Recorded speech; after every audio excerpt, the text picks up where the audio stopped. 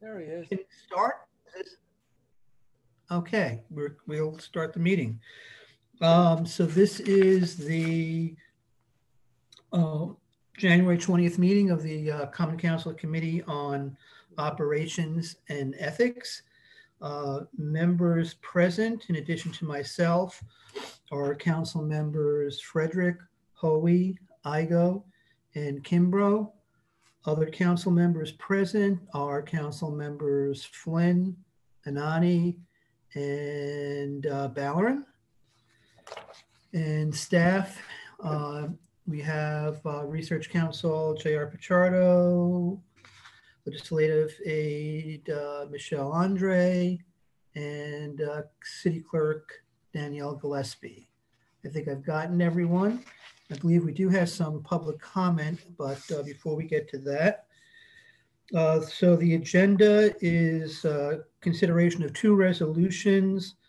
Resolution 1.11.21R by Council Member Anani in relation to redesign of the City of Albany flag, and Resolution 2.11.21R by Council Member Love in relation to expediting the counting of absentee ballots.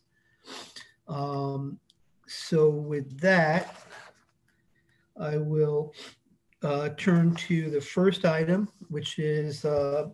Anani's resolution 1.11.21R. This is a resolution that would encourage a community conversation on changes to the flag of the City of Albany. And I believe we do have some public comment or speakers on this.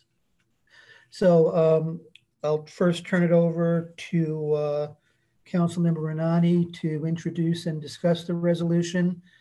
If there are any questions, and then we can turn over to take public comment and then continue discussion and any recommendation.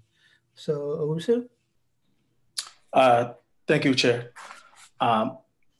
So this resolution is calling for a community conversation to review design for a new flag of the City of Albany, which incorporates the values that represent the City of Albany. Many residents in the City of Albany, in particular our youth, have noted the inherent hypocrisy of being a city that celebrates diversity while displaying a flag that seemingly harkens back into a time where the city's history, where white supremacy was an acceptable norm. This legislation would encourage the start of a community conversation on changes to the flag. The current flag of Albany has remained unchanged for the last 111 years. It is based on the Prince flag of the Netherlands, which in recent years has been co-opted by white supremacist groups and shares similarities to the flag of apartheid in the era of South Africa. Not only that, but it has been noted by critics, including one of our very own resident, Alex, who had been championing the change for the last few years, that the current flag does not fully adhere to the principles of good flag design, which according to the American Physiological Association, calls for a flag to use no more than 3 basic colors, containing no lettering or seals. Our flag literally imitates the flag of another country, making it not distinctive to our city. And it includes a seal. There's not much that communicates our identity as diverse and forward-looking city, while being something that all of us in the City of Albany could be proud of. It is in that spirit that I drafted this resolution calling a community conversation to review the design of a new flag for the City of Albany, which incorporates the values of our city and reflects the rich diversity and also looks forward to the future. A new flag could be an important symbol for bringing everyone in the city together, particularly looking at what we've had over the past couple of years, the division and the divisiveness. I believe that this is a time where we could focus on something like this and bring people together. Thank you. Thank you. Before we turn to public comment, any members, committee members with questions or discussion? Tom? Councilmember Hoey? Yeah, I had on mute, I'm sorry. Um, Councilman Anani, on the resolution, and we had a brief text back and forth on this, Yes. you said there's no cost. Now, if we do change the flag, I cannot believe there'd be no cost involved. I mean, you have to replace flags wherever we have our city flags. You have to produce the flags. I mean, is there a cost? I could tell you, with my years that I've been in the city of Albany, the flag has only been flown in City Hall. I think there's probably one flag, the City of Albany flag in City of Albany currently. This could be something that residents could purchase. The design of the flag could be done by small businesses in our city, and residents will have the opportunity to actually purchase the flag.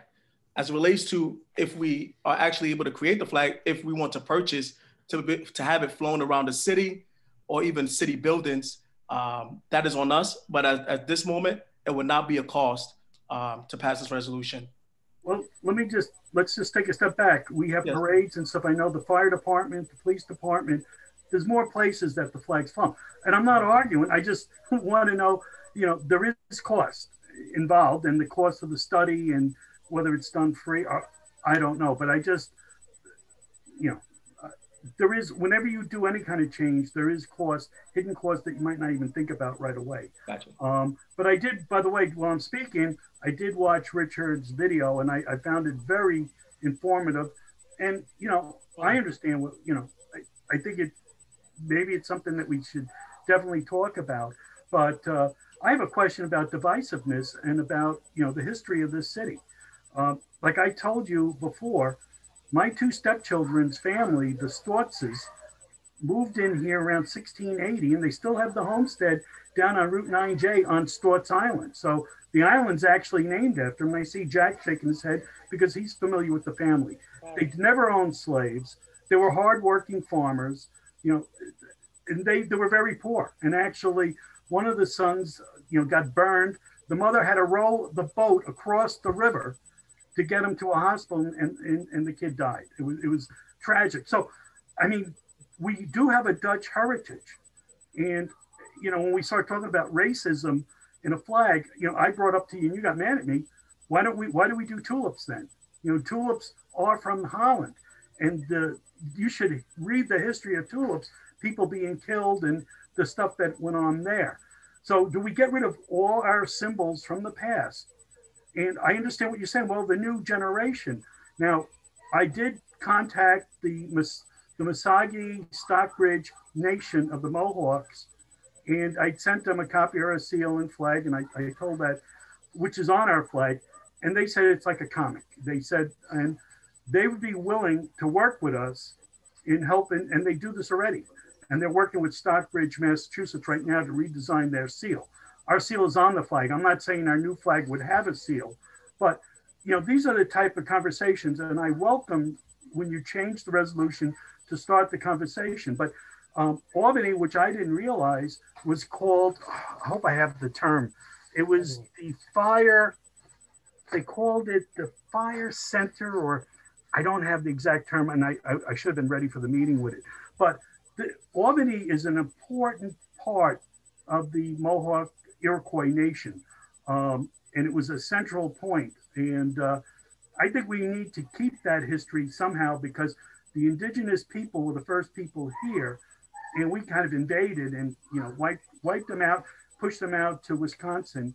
And when I talked to her, she said, we understand there's nothing we can do about the past, but moving forward, it's important. And one of the things she brought up, and maybe it was what I was feeling, is when people's beliefs and ideals are challenged, they become defensive, and it's hard. And, it's like your parents telling you there's no Santa Claus.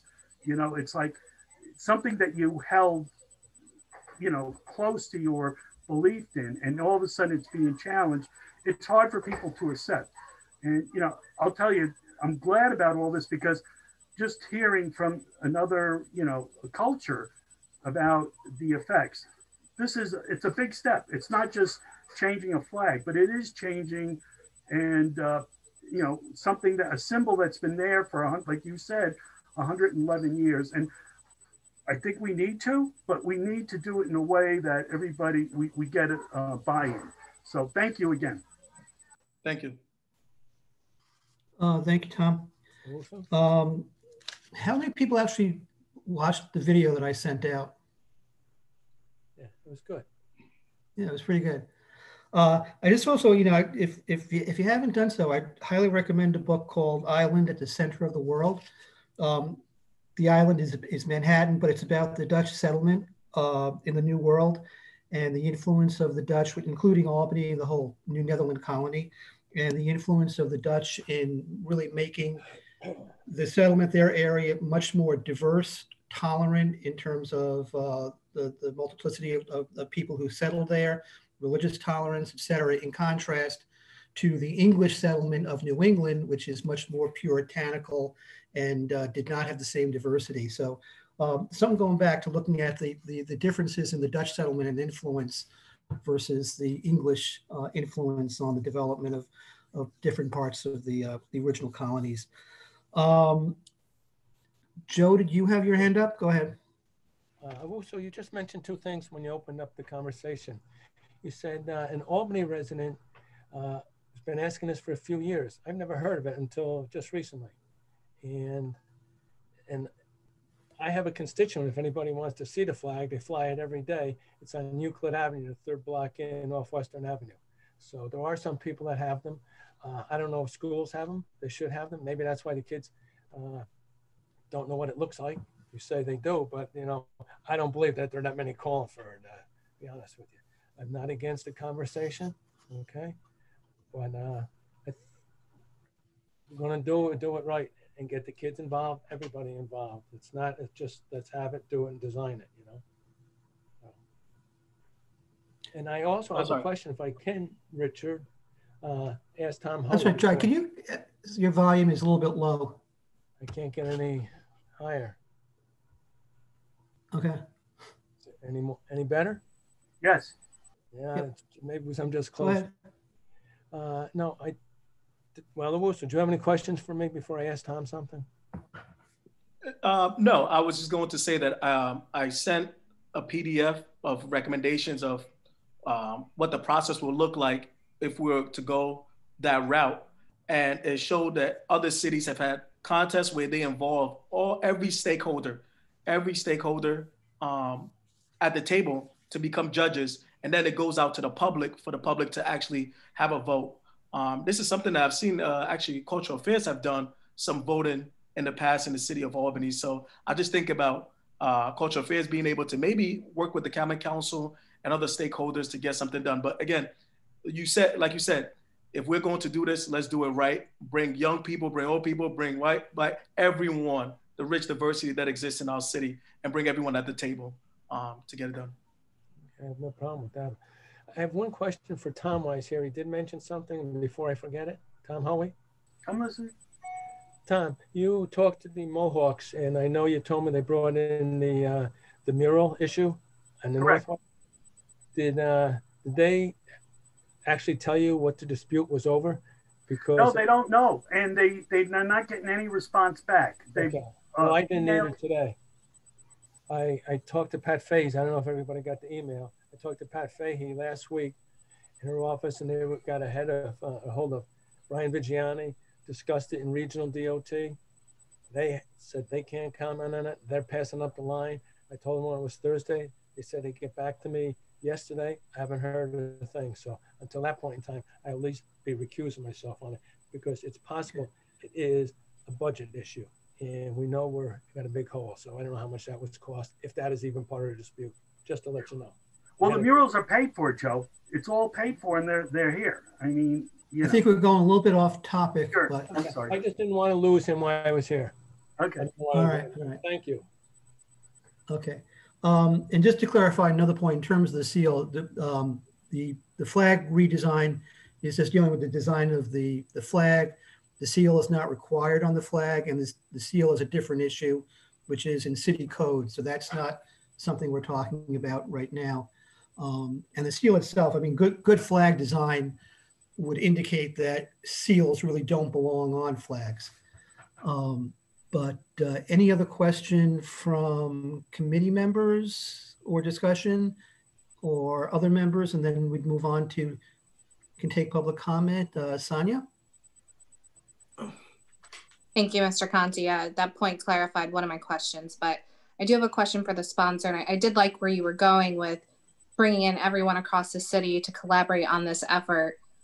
Just a question, do you foresee this being something where city residents could initially say whether or not they want to redesign the flag and then take the next step in terms of what that design would look like? Or is it more so, we're going to redesign, how would you like to envision it?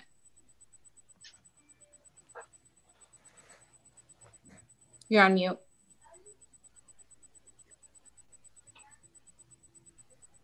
Yeah, I believe, and some of the members that I've spoken to in our city have some of the same concerns as it relates to the flags that I've brought up. But what I envision is a group of individuals coming together. Residents could submit what they want the flag to look like.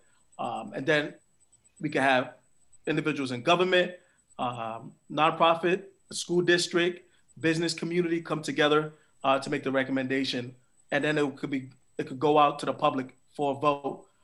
That's how I envision it. But yeah, I believe that when I speak to residents, there's no one that believe that if a flag is offensive to any demographic in our city, that we should keep it. So I like to look at our better angels when I think of the Albany residents, and many residents have advocated that this flag is a racist flag. So we just want to figure out ways that we can make recommendations to it. So that's the way I envision. Thank you. Thank you. Mr. Flynn. Thank you.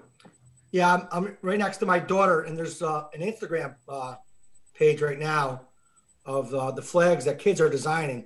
There's 314 followers, so there are a lot of kids that are very involved, especially my daughter who went to school with Adam. So I'm for it. I'm glad that we're looking into the conversation. Thank you. It's Albany Flag Instagram if you guys want to look at it. It's a bunch of designs that the kids have done. So it's already started. Thank you. I have my own ideas too. I want a tulip. I also want to acknowledge Councilmember Love has joined us. If there's no other question or discussion, I think we'll just turn over to public comment, and then we can have a discussion after that. Alfredo jumped on too, Richard. I don't know if you saw him. Who is? Alfredo? Yeah, I think I caught him earlier. Oh, sorry. Okay. So Danielle, you there? Do we have any public comment?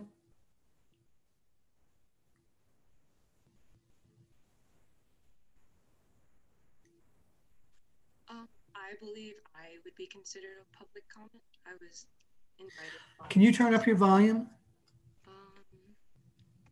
I think, Mary? Yeah. Can you turn up your volume? Let me see if I can work around that. Sorry about that.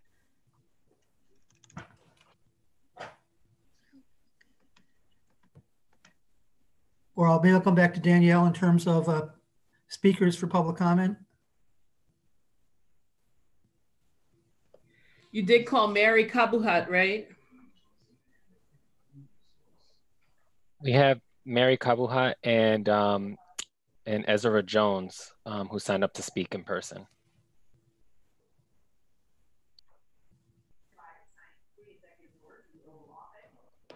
So Mary Kabuhat also provided her comments in writing. So if we are unable to get her volume up, I could read her comments for the record. We'll ask to unmute her again. Hello, is my mic working just fine now? It's very low. Yeah. Can she call in on the phone? Maybe it would be better. Were your comments the same as the written comments you submitted? Not through email to Miss Michelle. Would you like me to turn on my camera? Maybe that Yeah, might... it's much better now. We can hear you. Yeah. Good evening, all. Okay, go ahead. Is my mic sounding just okay? I just want to make sure that's okay. It's low, but go ahead. Okay, I'm sorry about that. Good evening, all. All right. My name is Mary Kabuhat, and I am here to speak on the matter regarding the proposal of changing the City of Albany's flag. I have been inspired by a well-known peer of mine, Adam Alexic, to speak up on our mutual desire of what is being discussed as I have read about the history of Albany's current flag. I have been personally motivated to push for change that we can see for the people of the city. I am driven to be one of the many voices advocating for the change in its design to let it be known that we do not wish to fly a flag with historically racist ties any longer than we should.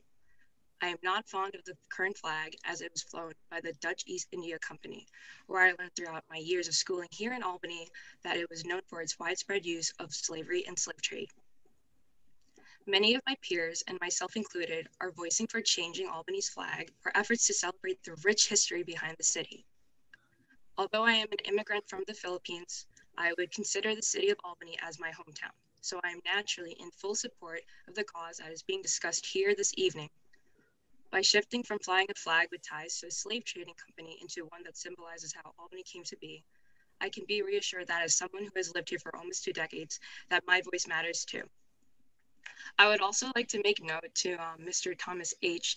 that replacement cost is minimal and will more than pay itself back through merchandising and branding.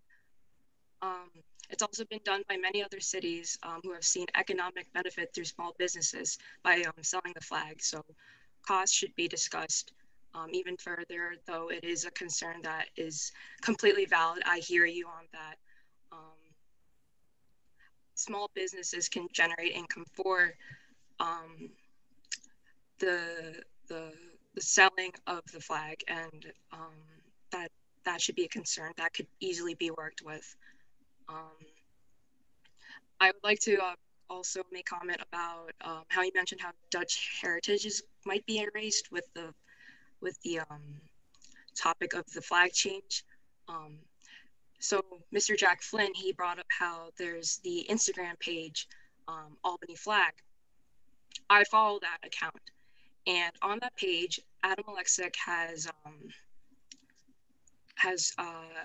provide information about the current proposed design. It's not set in stone, and he has provided information about each part of the flag design. In it, there are the 3 colors, orange, white, and blue, where the orange illustrates Albany's agricultural and fur trading past as Fort Orange. There's a blue line, which is a fess, and it represents the Hudson River, which is where the Half Moon would sail up for its trading history. There is the color white in the proposed design, and it indicates peace, unity, and our motto, assiduity. I would like to say that history isn't being erased because, as seen in the proposed design, there are 5 stars that illustrate the history of Albany and how it came to be in chronological order from left to right. The first star indicates the half moon arriving in 1609. When I was in the 8th grade, Stephen Harriet Myers Middle School, I was a student there, and I was one of the few students who were chosen to sail on that ship, and I was there for about a week. But unfortunately, that ship was the sailing on that ship was discontinued for matters that are relevant to this discussion. The second star is the 2-row wampum treaty between the Dutch and the Haudenosaunee. So that illustrates the rich history between Native Americans and the Dutch. The middle star illustrates how Albany became officially chartered as a city in 1686, pardon me. Then the 4th star was when the Albany Plan of Union occurred, and the last star indicates how in 1797 Albany became the state capital in 1979. 1797, pardon me. It's just one design, and I believe Mr. Owusu A mentioned how there will be a contest held to see what anyone in the city of Albany can chip in. This is not set in stone again, and it's been encouraged by Adam to me as I've talked to him about the matter, that we should have a contest. Again, it's not set in stone, and that is all I have to say. Thank you. Are there additional speakers, Danielle?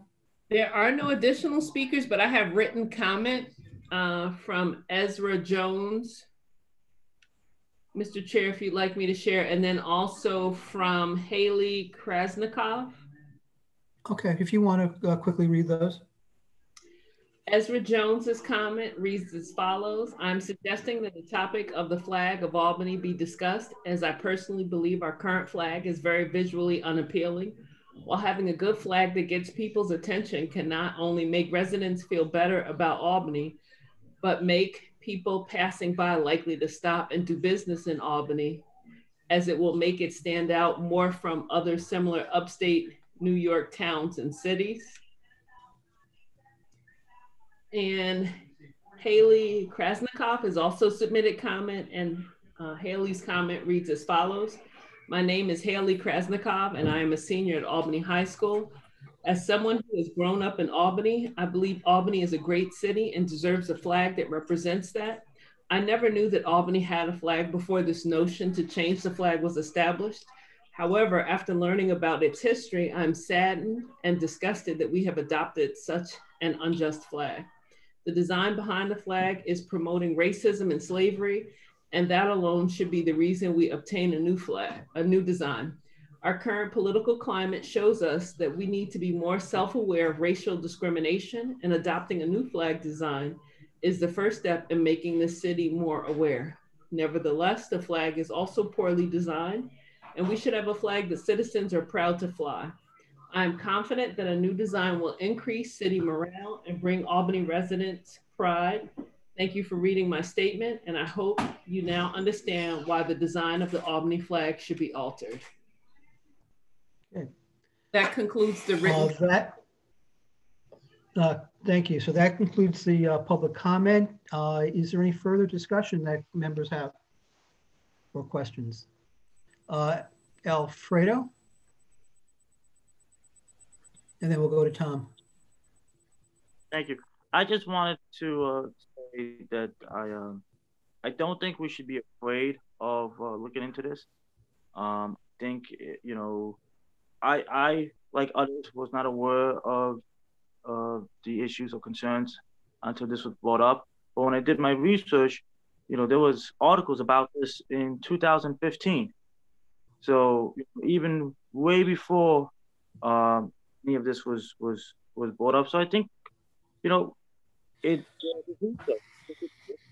to have these tough conversations, and I'm actually very encouraged that it's being pushed by the younger generations.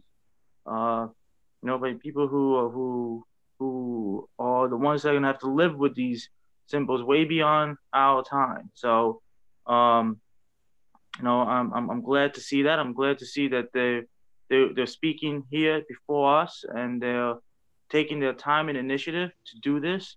You know, a lot of people think our generation is stuck in their computers and their phones. So maybe this is great because it allows them to engage with us through those pieces of technology. So you know, everything works out for a reason. So my point being is, I don't want us to be afraid of having this conversation. I don't want us to be concerned with, you know, it may be some tough discussions, but you know, to have a symbol for 120 years, you know, at some point you're gonna find something that it's a different culture, it's a different community, it's a different population that symbol served 120 years ago. So you know, I'm for having the conversation, and I'm glad the young generation is leading it. Yeah, Tom. Yeah, it was 111, Alfredo, just to let you know. But listen, you know, I listened to what Mary had to say, and I'm encouraged that it seems like, you know, some of the design, as long as we keep in track, especially the Native American culture. I did find the term that they used. Albany was the fire council, So when all the tribes across New York State and actually went into Massachusetts and stuff needed to get together and work out treaties and stuff like that, they came to Albany. So Albany was the center, even back, going back thousands of years. So that was my big concern, that we lose some of that history, but we need to move forward. Now, a couple of summers ago, I went to Ireland, and it's a long story. I got a traffic ticket, and I went down to City Hall in Limerick, and I met a guy in the street. I said, "Where's City Hall?" It turns out to be the mayor. His name was Mayor Sheehan. He spelled it a little bit different than our mayor, but we got into conversation. We became friends, and we still communicate quite often. And he actually invited Mayor Sheehan and myself down to the Irish consulate in Manhattan last February, right before COVID hit, to talk about rebranding. So Limerick did a whole rebranding. They changed their flag. They did all sorts of stuff to try to show people Limerick is the place to go. And, maybe that's something along with the flag changing, we should really start thinking about the rebranding of Albany to make it, to show the world who we are and what we got. So it could be just, this could be the start of it. And again, Councilman Nani, it's good that you brought it up. I know I was a little bit hesitant at first, but I'm very much in favor of this right now. And I hope we can go beyond just the flag and start looking at a total rebranding of the city and what it means, because we got to change our reputation. We don't want to be known as the gun capital of the state. We want to be known as the place to come to live, work, and to prosper. So thank you.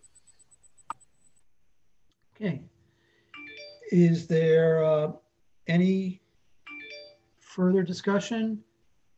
If not, is there a motion? We move this out with go ahead, Joe. I'm sorry, was there further discussion? Had her hand up. Joe, and then I think Sonia. I have a map. That's what I was looking at here. There's 130, 201 flags on it. And then you have 50 in America, and it's a lot of flags. Some of them are almost duplicative. Okay, some of them are pretty ugly, some of them are pretty simple, whatever. So they're gonna have to be pretty careful what they don't copy and this and that. I mean, I looked over quick, and Liberia's flag, as you know, is stars and stripes, whatever, only with one star, but look just like the American with one star. A question for Tom: are you aware that Ireland has two flags, and which one do you like? Well, I like the one with orange, the orange, white, and green, because the orange was to get the Protestants I know to what join. it's about. You know what the other one is? No. It's the traditional flag. It's a big green flag with one harp in the middle, gold harp. Yeah, I've seen that. It's kind of, what people are talking about, but I thought you might be interested in that. Yep. Thank you. Sonia, do you have a question? Maybe the study determines we need two flags, but you never know. I was just going to motion, but I'll let Tom do the honors and I'll second. Yeah, okay. I move that we move this out of committee with a favorable recommendation. Okay, motion made, seconded by Councilmember Frederick. Any further discussion? If not, all those in favor say aye. Aye. Aye. Motion is adopted, and the resolution is reported out. We'll now move to our second agenda item, which is resolution. Thank you. Okay, thank you, Uwasi. Resolution 2.1121R by Councilmember Love. This is a resolution that urges the legislature to enact legislation that would speed up or expedite the counting of absentee ballots. And I did send you out earlier some supplemental material just by way of background. The state Senate did adopt a bill in this regard on January 11th, which does set out a process for the expedited counting. And I just also want to note that the governor in his executive budget also included this as part of his executive budget with legislation as part of a broader election reform package, but this is one of them. And the language that he's proposing in his legislation also is pretty much similar to what was passed by the Senate. So it is a topic that is included before the legislature and in the both by the governor and the Senate right now.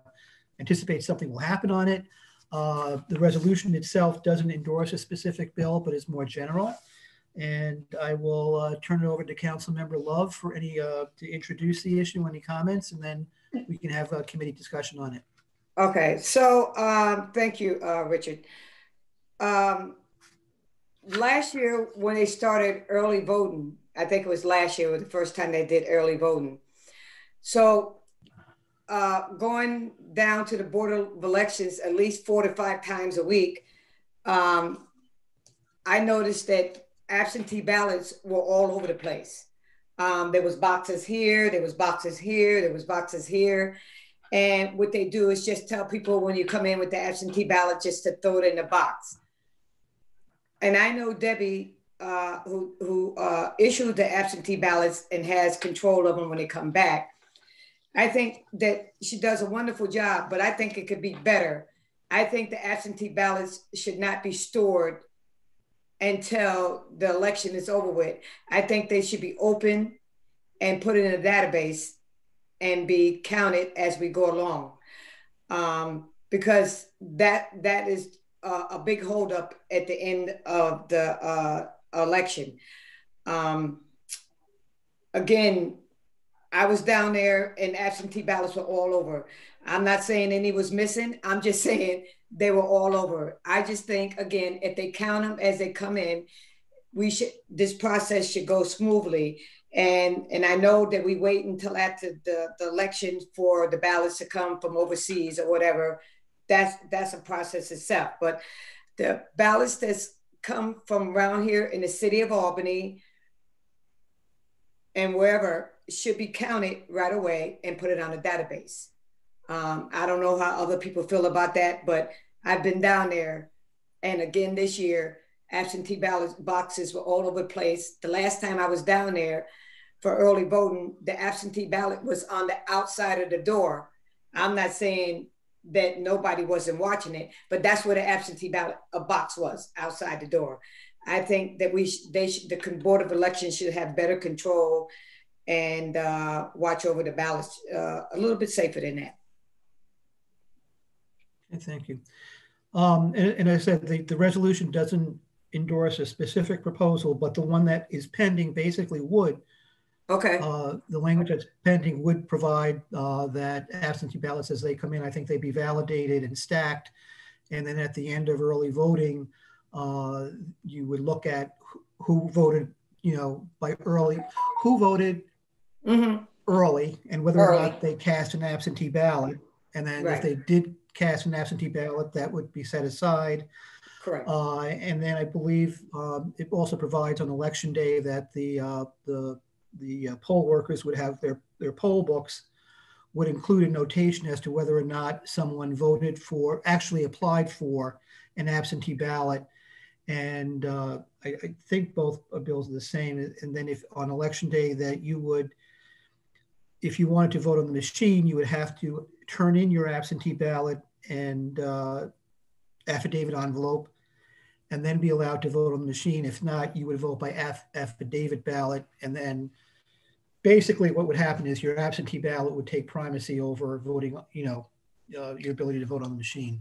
But that basically the process is in place, and then also requiring that those ballots be counted on election night or election day so that they would be counted right away, not having to wait until the following week. Right. But Richard, the process they'll figure it out, but basically that's it. Go ahead. Right. But I was I voted by absentee, and then I took somebody to the polls to vote. So I checked, I was going to vote, and they wouldn't allow me.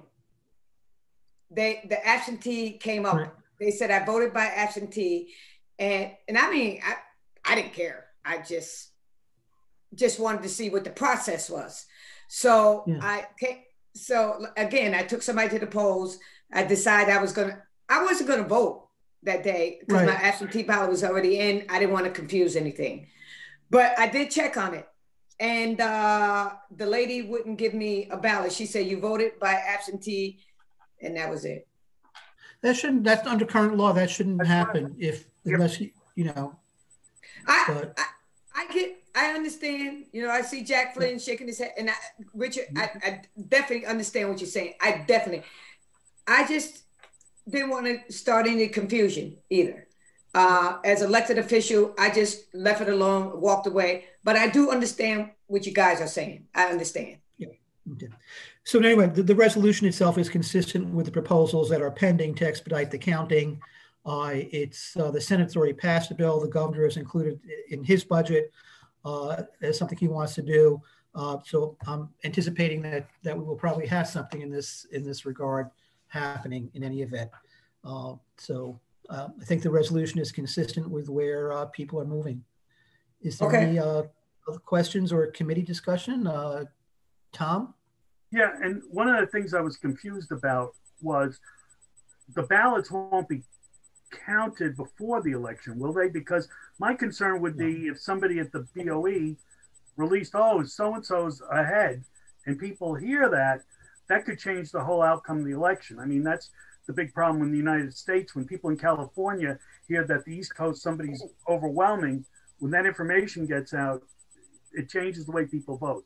You know? No, right now, same thing. I mean, if any absentee ballots that are counted prior to the close of polls would be set aside and secured, just like early voting results are set aside and secured, and none of that is released until the polls have closed on election day.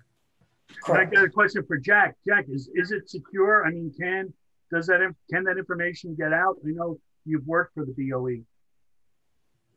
Well, you shouldn't open the absentees before the close of election day because that information could get out because you've got attorneys have a right to check the absentees. So you can't open them before election day. And I hope that's what you're talking about, Joyce, right? You don't want to open up the absentees a week before the election day, do you? No, I think they should be open up. Like right after, don't wait the 7 days, open them up right after. Correct. I agree with you. Correct. Yes.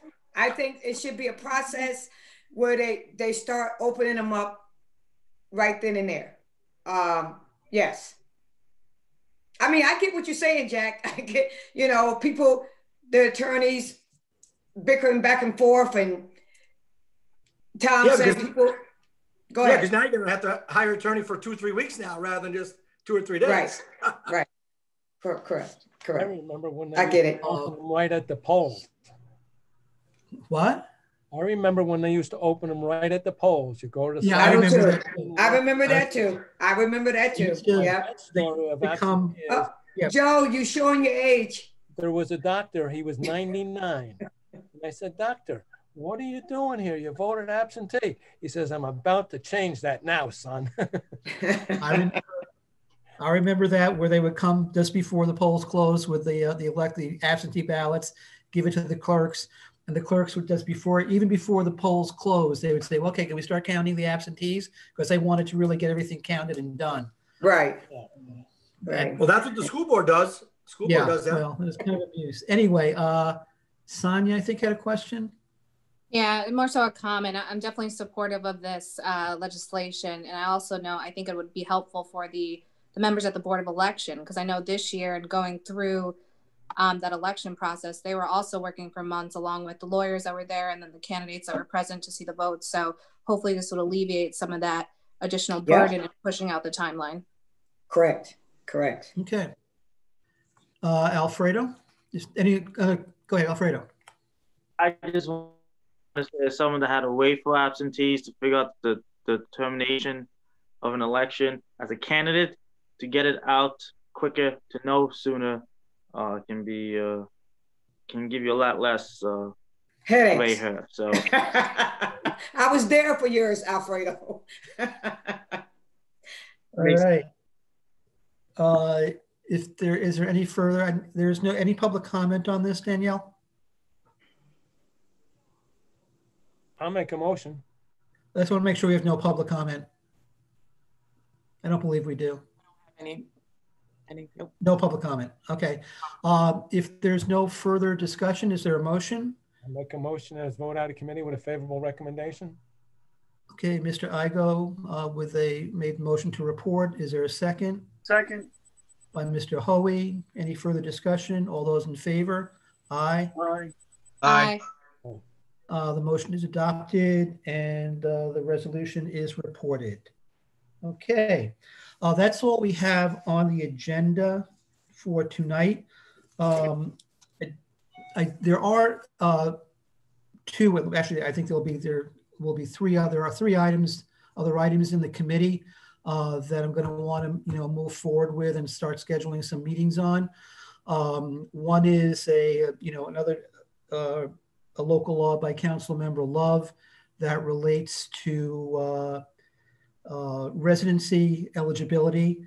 That's a charter amendment. We have time to work on that, but that's I'm going to want to schedule a committee meeting for discussion on that. The local law I'm introducing tomorrow night is also a charter amendment. So at some point I'm going to want to schedule a meeting on that. And then the other big piece is my ethics local law, which might have a lot of discussion or maybe more than one meeting, but I'm going to want to schedule a meeting on that. So those are the three items that we have at this point. There may be more coming, but just to give you a heads up, and I'll try to identify which ones in terms of time-wise, and then work with Michelle on some of those dates. Unless there's any further discussion or issues, is there a motion to adjourn? Motion to adjourn. By Mr. Hoey, seconded. All those in favor? Aye. Aye. Aye. Okay, thank you very much. And All right. see you all tomorrow. Kelly, Yep. I have a question for Kelly. None on this. Everybody can go over.